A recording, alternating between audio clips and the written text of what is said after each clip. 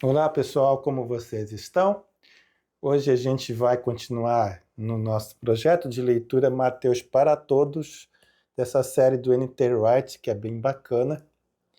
No capítulo passado, no vídeo passado sobre isso, a gente falou que Jesus havia então curado o demoniado, expulsado os demônios ali na região de Gedara ou Gadara. E agora o texto de Mateus ele continua falando também sobre esses atos miraculosos de Jesus no ineditismo de Mateus, trazendo essas reflexões para nós, esses relatos, né? E nesse trecho aqui que o Andrew Wright aborda é bem interessante, que eu quero compartilhar com vocês e fazer minhas considerações em cima daquilo que ele também nos traz, né? O texto, então, é de Mateus, no capítulo 9, versículo 1 a 8, e diz assim, a cura do paralítico. Jesus entrou em um barco e atravessou de volta para a sua cidade. Algumas pessoas trouxeram até ele um homem paralítico deitado em uma maca. Jesus, ao ver a fé deles, disse ao paralítico: Ânimo, rapaz, seus pecados são perdoados. Disseram alguns escribas entre si: Esse sujeito está blasfemando. Jesus leu o pensamento deles: Por que toda essa maldade envenena o coração de vocês? Disse-lhes: O que é mais fácil dizer? Seus pecados estão perdoados ou levanta-se e ande? Mas para que vocês saibam que o Filho do Homem tem autoridade na terra para perdoar pecados, ele disse ao paralítico: Levante-se, pegue sua maca e vá para casa. Ele se levantou e foi para casa. A multidão ficou amedrontada ao ver isso e louvou a Deus por conceder tamanha autoridade aos humanos. Que o Senhor abra o teu coração, abra a tua mente, o teu entendimento, para a gente poder conversar sobre esse texto aqui. Eu achei interessante a abordagem do N.T. Wright no início, porque ele fala sobre autoridade, na introdução dele ao assunto, comparando os vários tipos de autoridades humanas que a gente tem, muitas das quais às vezes utilizam dessa autoridade para oprimir, para fazer as coisas que lhes convém melhor, nem sempre o que é melhor para as pessoas, mas o que é melhor para si. E as autoridades, muitas vezes, elas são conseguidas por meio do poder, ou de apoio político, ou de apoio militar, fazendo com que as pessoas, às vezes, tenham medo, na verdade, da autoridade e não respeito por ela. Então, essa introdução do interior eu achei bem interessante. E aqui, também, mais uma vez, como já foram nos capítulos anteriores, Jesus vem exercendo a sua autoridade sobre vários aspectos, né, da realidade humana, seja ela natural, física e sobrenatural. Então Jesus vem intervindo na realidade. Aqui é mais um exemplo. E o Enterwright começa então falando que Jesus tem autoridade. Autoridade em seu ensinamento, autoridade de distância sobre as doenças, sobre a tempestade, sobre demônios. Bem, autoridade para fazer o que usualmente apenas Deus faz: remover pecados, mudar a vida das pessoas de dentro para fora, libertá-las do que as mantém tão presas que não conseguem mover-se. Que autoridade é essa? Ela é parecida com a autoridade que conhecemos em nosso mundo? Essa autoridade de Jesus, ela é singular porque ela retira, ela remove, ela tira os pecados das pessoas e as lança para fora. Esse é o sentido no original, conforme o autor do livro aqui ele diz. Então, que tipo de autoridade é essa? É uma autoridade diferente, sobrenatural, uma autoridade que vem do próprio Deus.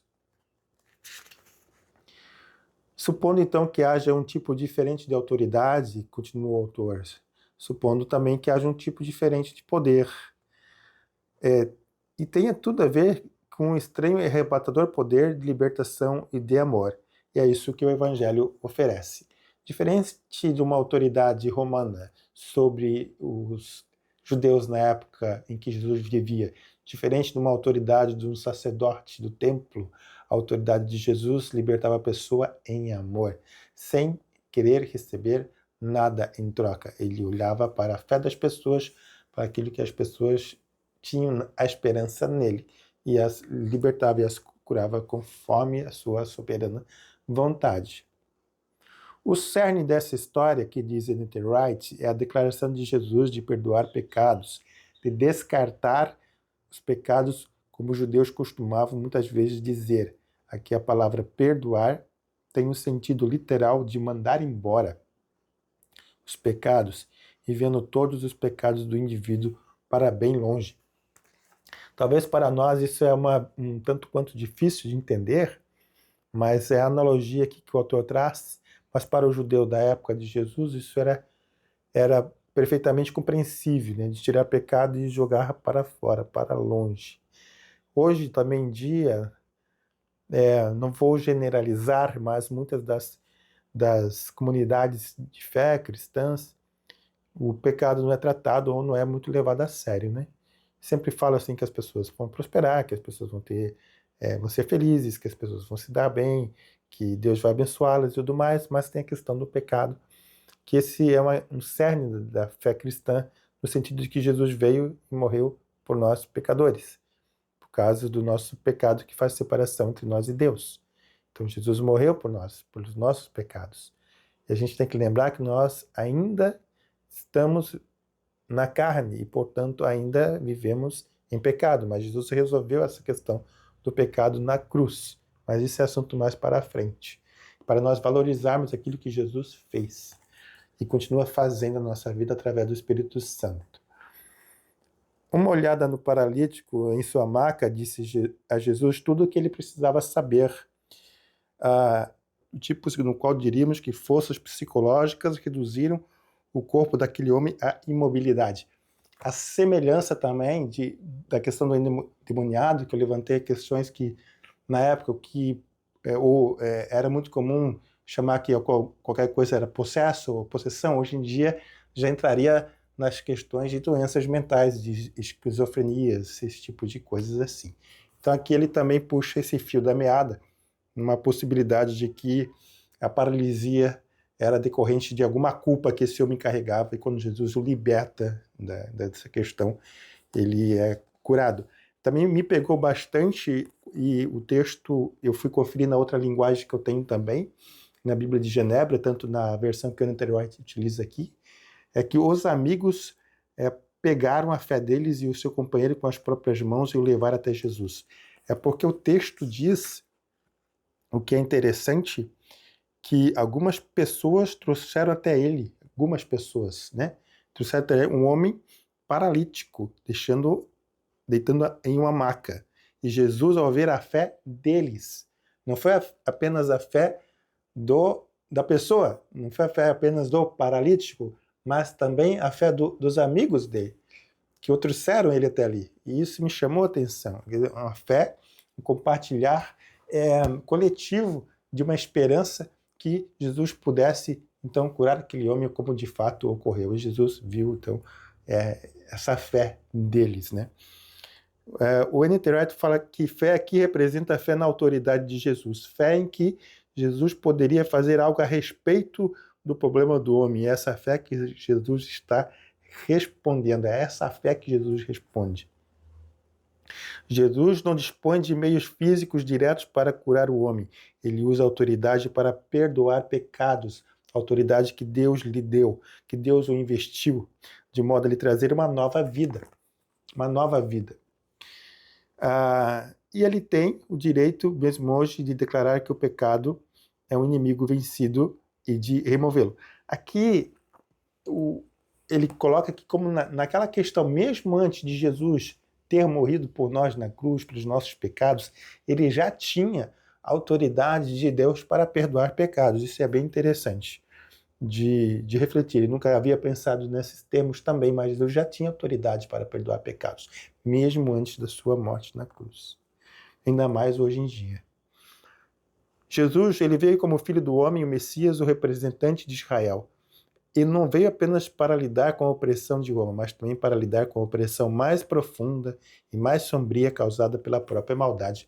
Aquela maldade, o pecado que nos traz peso, o pecado que nos amarra, o pecado que nos sufoca, que nos paralisa.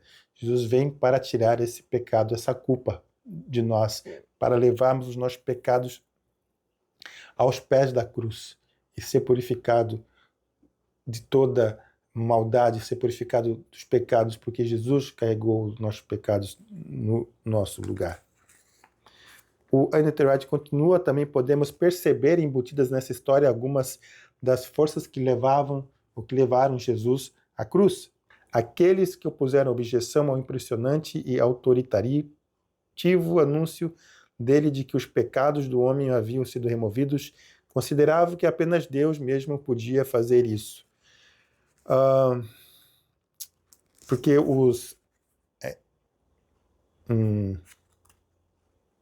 os escribas falavam assim, né?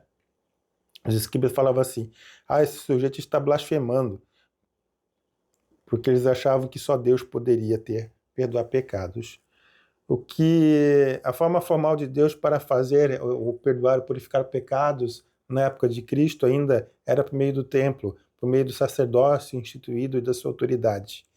O que eles não esperavam, os escribas e fariseus, é que Deus, quando chegasse o grande momento, delegasse esse papel àquele semelhante ao filho de homem, cuja autoridade do tipo certo seria liberada do mundo. Aqui é interessante também, porque muitas vezes as pessoas pensam que é somente na igreja, que é somente no templo, somente em algum lugar sagrado que as pessoas podem obter uma bênção, podem obter uma graça de Deus, podem obter uma cura, podem obter uma restauração. E aqui a Bíblia mostra que é no dia a dia, no caminhar com Cristo, de fé, de vivência da fé, é que essas questões também se manifestam. As questões de cura, de libertação, de graça, do derramamento do poder do Espírito Santo sobre as pessoas também ocorrem fora, para além das quatro paredes de um templo.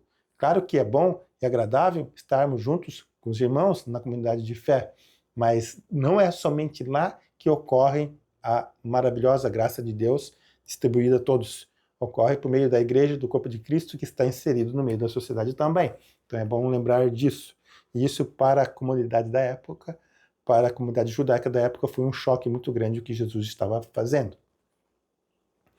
Depois disso tudo, o que resta é a sua morte, morte de Cristo, por meio da qual se lida com todos os pecados. E seu próprio levantar é o sinal, como acontece nesta história, de que Deus de fato estava com ele e lhe dera sua própria autoridade especial para curar e restaurar o mundo. Então aqui o N.T. Wright fala que começam os conflitos com os líderes religiosos da época de Jesus.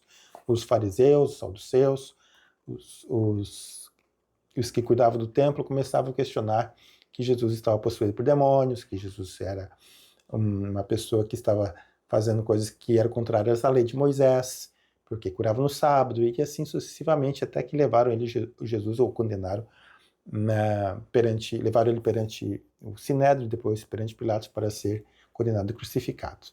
E esse é o levantar de Jesus na cruz que retira os nossos pecados, a sua morte na cruz. É isso que o N.T. Wright também aqui, ele reforça essa questão.